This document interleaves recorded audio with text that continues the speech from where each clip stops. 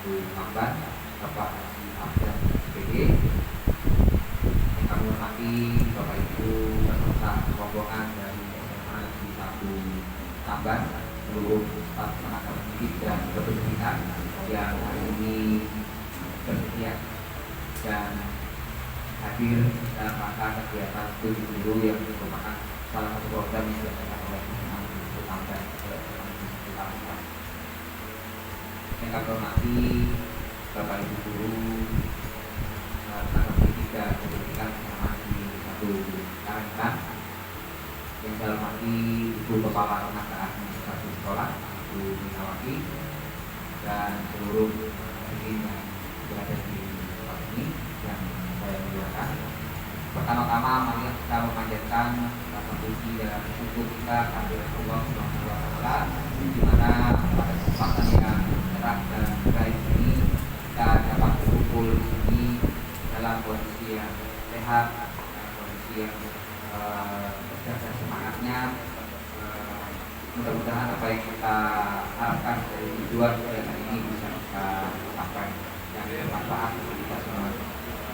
Yang ulun hormati Bapak Kepala SMA Negeri 1 Tamban, Bapak Haji Abdan SPD.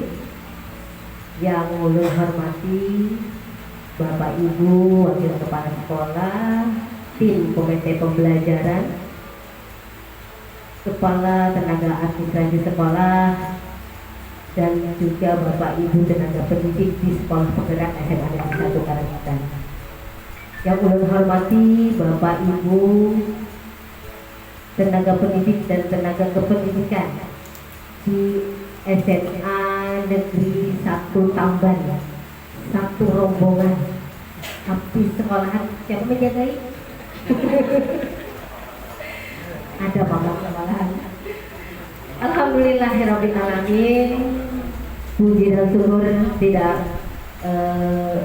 lupa kita panjatkan kepada Allah Subhanahu wa taala atas segala limpahan rahmat, karunia dan nikmat dan kasih sayangnya. Tentu saja hari ini kita diberikan kesempatan untuk bersilaturahmi, Pak. Bersilaturahmi, bertemu di sekolah kami yang luar biasa. Kalau dari perjalanan Marabahan, Tamban Batola ke sini memerlukan waktu kurang lebih 2 jam. 2 jam, Pak, ya, luar biasa.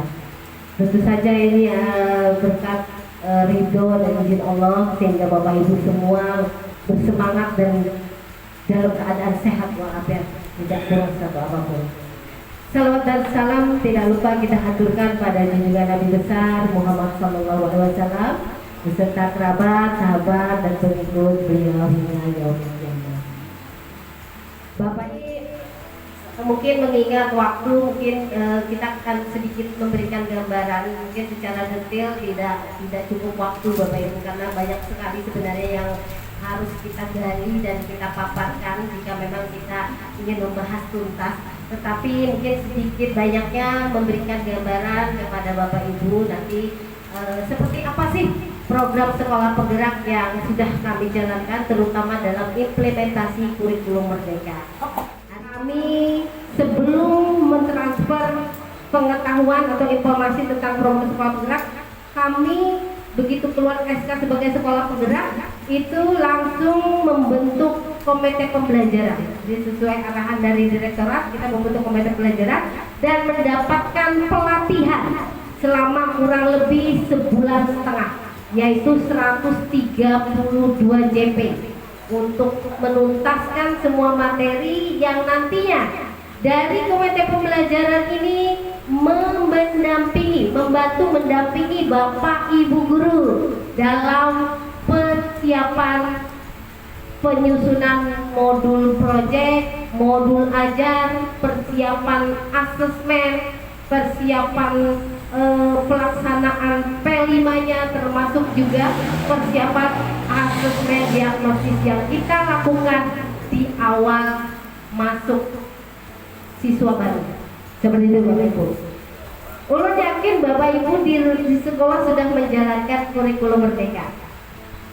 Kurikulum Merdeka mandiri, ya Pak?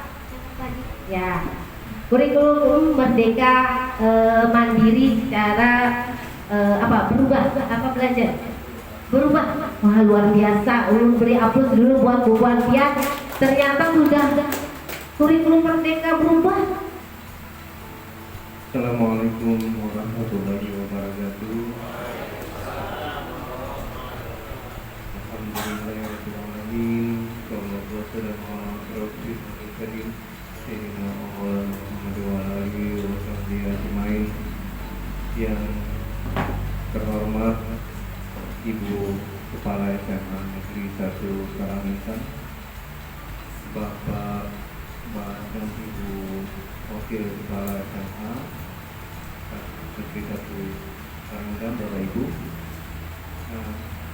dan rekan-rekan SMA Tamban yang saya hormati, kami sampaikan terima kasih yang sebesar-besarnya atas diterimanya kami di sini untuk belajar dan langsung melihat sekolah penggerak yang ada di Kalimantan Selatan, yang mungkin hanya ada beberapa SMA penggerak di Kalsel ini, dan SMA Negeri 1 Karangintan itu termasuk di antara yang teratas dalam pelaksanaan sekolah penggerak. Ibu kepala sekolahnya memang kreatif, itu memang yang bisa lulus jadi kepala sekolah penggerak itu hanya orang yang mampu menggerakkan sekolah. Itu kriterianya. Jadi terlihat bahwa kami di Panibu di SMA Negeri 1 Tamban itu menyelamatkan halaman dari genangan air. Itu luar biasa sudah perjuangannya.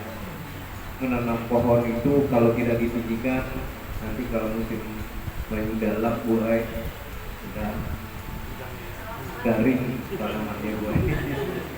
Jadi alhamdulillah sekarang agak mulai meninggi, walau umurnya kalau kami udah 31 tahun, karena pertama kali berdiri 1992. Guru yang pertama kali masuk itu di sini masih ada 2 orang, Pak Supriyanto yang wakasih kurikulum dan Ibu Mariani yang memang dari awal. Kalau saya ini itu masuknya di tahun kedua, jadi guru SMA Tamban itu 93. Kemudian saya meninggalkan SMA pertama itu 2003 dan kembali lagi ke SMA Tamban 2013 sampai sekarang. Ya. Alhamdulillah kembali ke kampung. Ya. Kami berangkat semua ini ya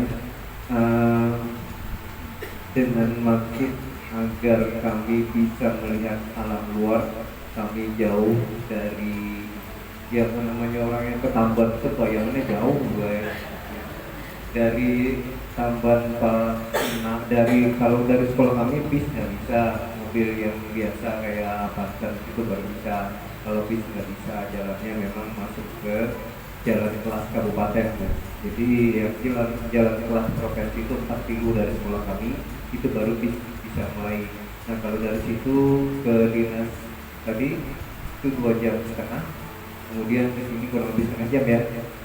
Jadi kalau sampai sini ya 3 jam. Tapi kami sudah biasa dengan perjuangan berat itu. Iya. Satu tujuan akhir dari kurikulum merdeka adalah menjadikan peserta didik kita menjadi generasi muda yang bisa diandalkan. Melalui apa? Melalui proyek penguatan profil belajar Pancasila.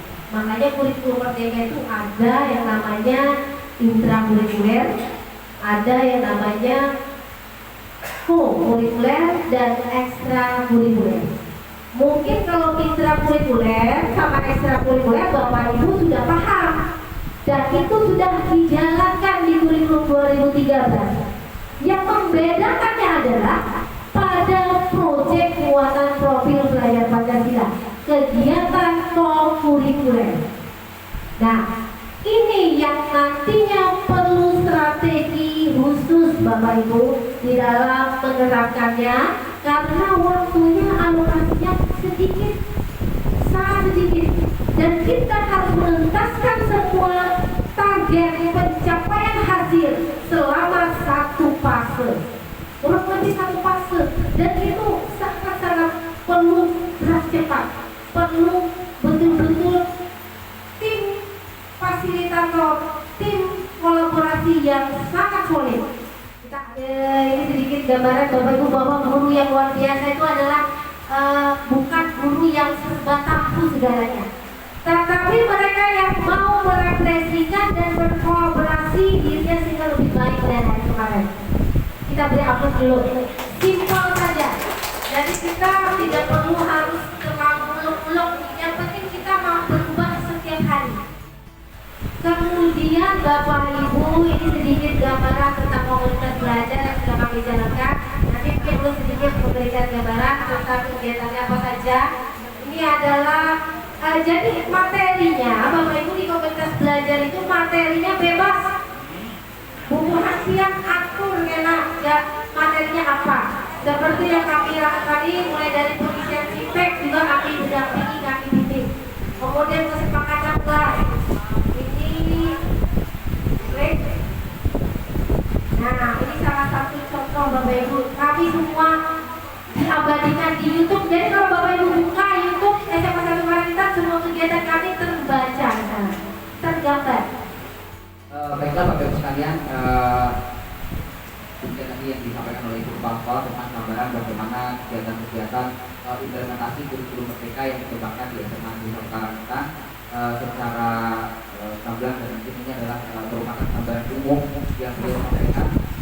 Kemudian secara khusus kurikulum merdeka ini terusnya adalah bagaimana pengorganisasian pembelajaran baik itu di 3 kegiatan yang tadi disampaikan oleh Ibu awal, yaitu bagaimana kita mengorganisasikan kegiatan kurikuler, kemudian pro-kurikuler, serta ekstra-kurikuler. Itu adalah tujuannya dari kurikulum merdeka, dan bagaimana perbedaannya nanti implementasinya dengan kurikulum sebelumnya, yaitu kurikulum 2019. Dan untuk bagaimana kami mengimplementasikan pengorganisasian pembelajaran menggunakan kurikulum merdeka, yang saya sampaikan tentang pengimplementasian kurikulum merdeka sesuai dengan apa yang diharapkan melalui kegiatan PKP Sekolah Negara bersama fasilitator dari Balai Guru Negara. Ini adalah struktur kurikulum yang dilakukan. Nah, untuk kita gambarannya.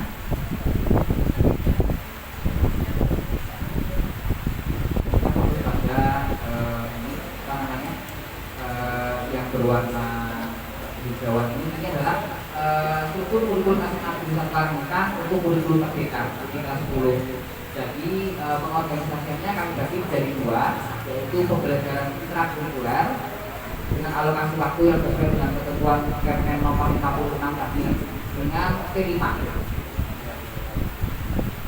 Untuk pendidikan agama itu kami alokasikan 2 jam per minggu di ekstrakurikuler atau kegiatan belajar wajibnya. Kemudian untuk T5-nya ada 1 jam pelajaran, sehingga totalnya kita menjadi 3 jam pelajaran.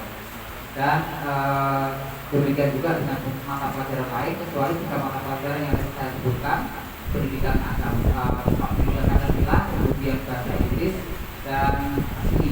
Karena alokasi waktu minggunya memang sudah disepakatnya 2 jam, sehingga kami tidak mungkin membagi 2 jam tersebut 1 jam untuk kita, 1 jam proyek. Jadi juga bagaimana gurunya nanti berkolaborasi dalam kegiatan proyek untuk mengalokasikan waktunya melaksanakan proyek kelima sesuai dengan karakteristik mata pelajaran. Hal ini disambil juga apa yang saya sampaikan tadi, anak-anaknya yang dulu anak-anaknya punya karakter yang kurang bagus sekarang sudah kelihatan baik, ya, sopan santun terhadap guru, ya, kemudian terhadap tamu juga, meskipun hari ini tidak semuanya hadir di sini, ya. Demikian juga kami berusaha keras selaku guru bimbingan konseling bersama kesiswaan, ya. Kami membentuk karakter anak itu supaya anak-anak itu memang betul-betul kalau masuk ke dalam lingkungan sekolah itu memang harus dia punya tertib, punya karakter, bahkan disiplin yang itu yang kami terapkan. Ya, itu fondasi utama, Bu. Karena dari situlah nanti akan pembelajaran itu akan lebih baik secara proses, seperti kita bikin untuk mulai dari bahannya mentah sampai jadi, seperti itu prosesnya ya. Pertanyaannya mungkin ya, untuk pembentukan IKM yang mungkin yang laksanakan di sini ya, itu bagaimana ya pendukungnya dari masyarakat sekitar, apakah itu masyarakatnya memang antusias atau gimana? Itu aja saya tanya, Mas Ibu. Oh, gitu Pak ya, untuk respon orang tua terhadap kurikulum merdeka. Memang kalau kita tidak ada sosialisasi, orang tua nggak paham kalau dia nggak tahu apa itu kurikulum merdeka. Yang namanya merdeka belajar gimana, merdeka mengajar bagaimana, memang itu tidak gampang.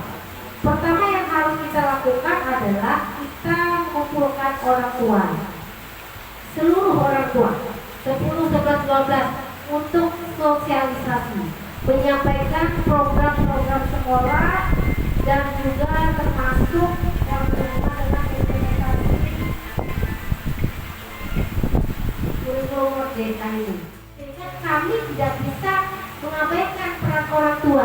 Di rumah orang tua harus membantu memantau anak-anak tua. Inilah yang kami sampaikan. Pendidikan keluarga itu adalah nomor 1. Jangan mengharap pendidikan di sekolah, karena di sekolah itu waktunya mungkin ya setengah hari sampai seharian, tapi di rumah juga didukung pendidikan keluarga, termasuk nilai-nilai karakter religius. Nah, ini pemahaman ini Bapak Ibu terus-menerus kita sampaikan. Memang perlu kesabaran kita tinggi Bapak Ibu ya, dan juga kita harus berbaur dengan masyarakat. Jangan ada jarak di antara kita.